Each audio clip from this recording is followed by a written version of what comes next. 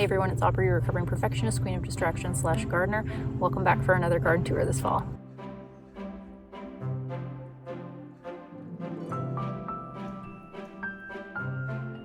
Alrighty, so today's garden tour, a little different than normal. Tag along with Alec and I as we go through the garden earlier today and do a little harvest. We got some tomatoes picked, some peppers, and some green beans, and then I started pulling away some of the green beans. It's just things are kind of slowing down, and I've kind of started considering like maybe instead of doing a weekly garden tour, just because things are like, I don't know, are they boring at this point? Just starting to do a bi-weekly garden tour. At this point in the year last year, we had already done our pumpkin harvest, and just the vines have not died back yet. So I feel like where I was able to start doing some like garden like bed cleanup, there's just kind of a standstill that I'm experiencing this year that I didn't experience last year. And as we approach that time of year where we start thinking about wrapping things up for the garden season and whatnot, we have also been thinking a lot about our plans for next year. And through this video, I will be chatting about our decision for next year to most likely not do a garden. So while that decision feels very bittersweet to me, like Josh and I, we talked about it quite a bit recently. And for me, the thing that feels like the hardest decision not to do a garden is like Jackson is getting older. He's turning 9 this month. And what's going through my mind is he doesn't really have a huge interest in being in the garden like he did when he was younger, but he still pops in every once in a while and he harvests with us, and he does feel a lot of joy and pride around certain things. And so in my mind, I worry, is this going to be the last year, or would next year be the last year? And if next year is the last year that he shows any interest in being in the garden, then like, am I missing that opportunity to make those memories with him? And then I also just feel like I'm withholding the summer peas and the carrots and just the little harvest that the boys get to do when they're outside playing. And I feel like I am hindering them in some way by keeping those things from them. But then there's also a part of me where I think about, if I'm not focused on the garden, that's so much more of me that I'm able to give to them. And so I think there's going to be some kind of balancing act where we maybe do a small garden, but then there's part of us that, like I had talked about in my video last week, we're considering expanding our garden and doing a larger garden out in the portion of the yard that gets a lot more sun, so we can have a better summer harvest and then be putting more away for the fall and winter.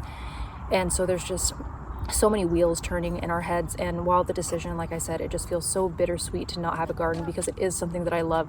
It really is just something that, though I'm a pretty hands-off gardener, it does take a lot of my attention. I mean, obviously, like there's the starting of seeds and then getting everything ready for planting and then the actual planting itself. And then if you plant something, it doesn't work out and you got to do it again. There's just so much to it. And then, a big thing for us is the watering. If we decide to go on a family vacation and we go out of town, who's going to water our garden? And like the first answer that pops into our head is my mom and dad. They just live right across the street, and so they'll water our garden yard for us when we're gone, and we'll do the same for them. But just the last several years since Josh and I moved across the street from them, we have not had the opportunity to really go on any family trips with my mom and dad. And that's something that we've all really, kind of started to feel the impact of. And we're thinking pretty intently about doing a spring trip to Hawaii all together, which we really want to do. But then, at the point in the year that we would be considering going, that's kind of when our gardens are really getting established. So I think that if we did decide to not do a garden, it would just make that trip so much easier to make happen, and then just give us so much more wiggle room throughout the spring and the summer, and give us the chance to focus on other areas of the yard that a lot of times we end up ignoring because we're so focused on the garden. I guess I would like the opportunity to put a little bit of my effort and energy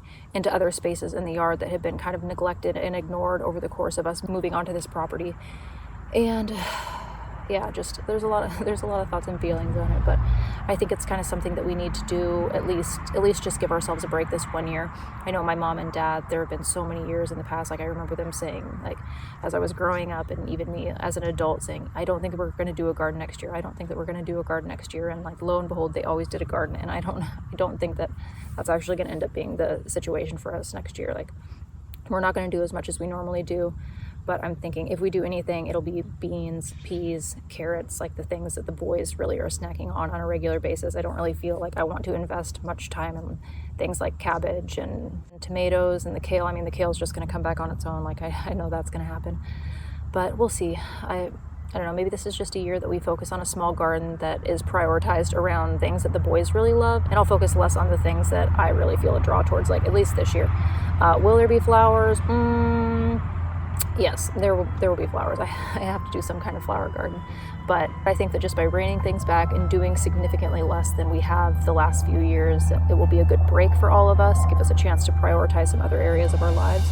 and we'll pick things up the following year, and I don't know what that will look like. And part of me feels kind of sad because I really did love doing weekly garden tours last year, and then obviously we're here this year doing them. But maybe it just looks like some kind of different series next summer, and the projects and things that we accomplish in the yard. So we will see. But I mean, if you're not subscribed and you're interested in seeing where life takes me in the next year, you're more than welcome to join me. But I think that is where I'm going to wrap things up for today. Thanks for tagging along with me for this makeshift garden tour. I'll see you in the next one. As always, I love you. Have fun and be kind.